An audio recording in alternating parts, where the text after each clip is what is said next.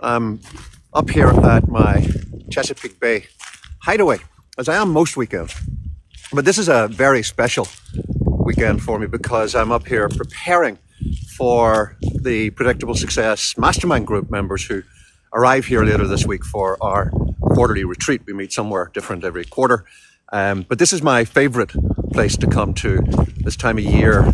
You know, doesn't matter whether the wind's blowing or the rain's lashing against the windows. We've got log fires in every room and home cooked food. It's just a wonderful place to come and spend time together.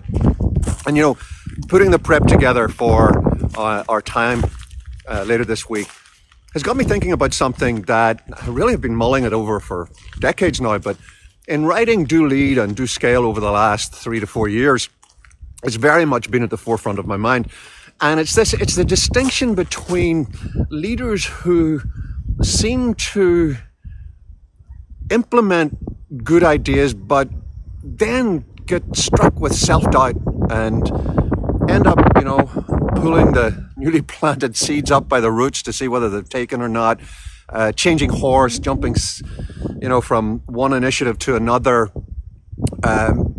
contrasted to those leaders who seem to, you know, they think things through. They really do struggle to make sure they make the right decision. They have moments of self-doubt, but once they implement, they see it through. They get it done. They don't subject themselves and others to whiplash. They just, you know, make it happen, and they don't seem to have this degree of self-doubt that perhaps others amongst us have. And you know, I put it down to one thing more than anything else. It's that second group of people, those leaders who implement and then stick with it, stay the course and get results.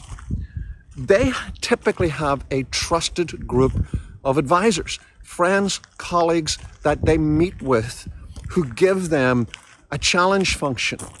They push back, they give them feedback, and then they hold them accountable for implementation and encouragement along the way to stay the course.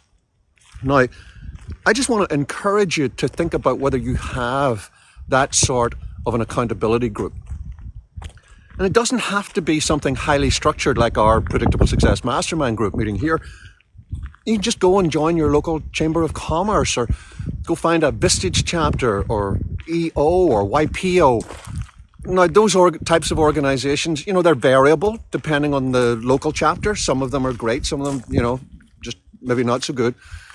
And if you don't find one that feels like home, then just reach out to a few other folks in similar situations to you. You'll have met people over the years who are either business people or faith and not-for-profit or church leaders who you respect and admire.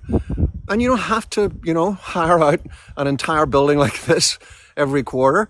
You can just get on a Zoom session for 90 minutes, you know, you can do it once a month for an hour.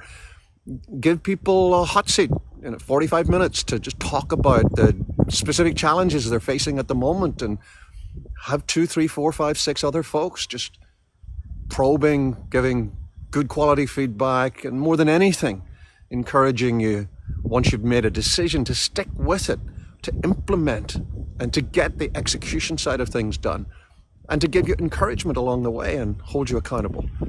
So I'm sort of stuck in this theme a little bit, and I'm going to do a couple more videos on the whole role of outside influence in helping us as leaders. You know, what's the role of books and conferences and other activities? But for today, I just want you to think about this. Do you have that type of valued accountability partners who will help you implement the great ideas that you come up with?